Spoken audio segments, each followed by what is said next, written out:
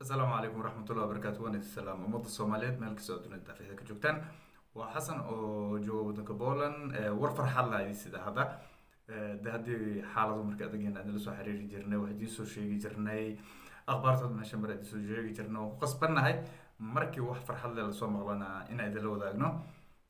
وحربا إن إذا كده بقي وهرتوح الحمد لله dadkii Soomaaliyeed ee ka soo baxay wadanka Ukraine intooda badan inay si nabad ku yimaadeen wadamadan nabadda ay u soo gudbeen intii caafimaad qab iyo wanaag iyo dadaal ku timid waxaan ilaahay uga rajaynaynaa inay noloshooda si farxad leh u sii wataan inta dhex kusoo jirteen ilaahay waxaan uga rajaynaynaa inay nabad yimaadaan inta wadankii halkii gudaheeda ku sugan waxaan ilaahay uga rajaynaynaa inay meeshooda ku nabad galaan ilaahayna uu ka soo samata bixiyo si nabad ah insha Allah intaas markii laga gudbo waxaan rabaa inaan la wadaago horta dadkii ka soo baxay wadanka Ukraine wadanka u dhashay iyo ajaanibtii wadanka ku nooleed intaba in si isku mid ah caalamka u go'aansaday in la soo dhaweeyo wadan kasta oo yimaadeenna uu si farxad iyo wanaag leh ku soo dhaweeyo gacmo furan muddo oo hadda isaca yimin ay wadankii rabaan joogi karaan ku noolaan karaan intaas baa la isku raacay waxaa kaloo Soomaalidu ay dheer tahay alxamdulillah waxaa jiro Soomaali fara badan oo ku sugnayd wadanka Ukraine waxna ka baranaysay oo arday ahayd dadkii ardayda ahaa ee wadankaas wax ka baranayay waxaa jiro wadamo aad u fara badan oo u ballan qaaday dadkaas inay waxbarashadooda kasii wadan karaan wadamo hadda magacyadooda ay badan yihiin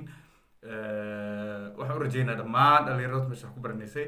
dhammaantood inay noqdaan kuwo wadankoodii iyo mustaqbalkoodii iyo quruxdii iyo hamigii iyo fikirkii ay lahaayeen waxbarashada ka lahaayeen kuwa dhamaystiran inay noqdaan haddii aad ka soo qaadato hal sano kuwa dhimaneed ayaad waxaad ka dhamaysanaysaa waxbarashadaada wadan kale oo ka tirsan EU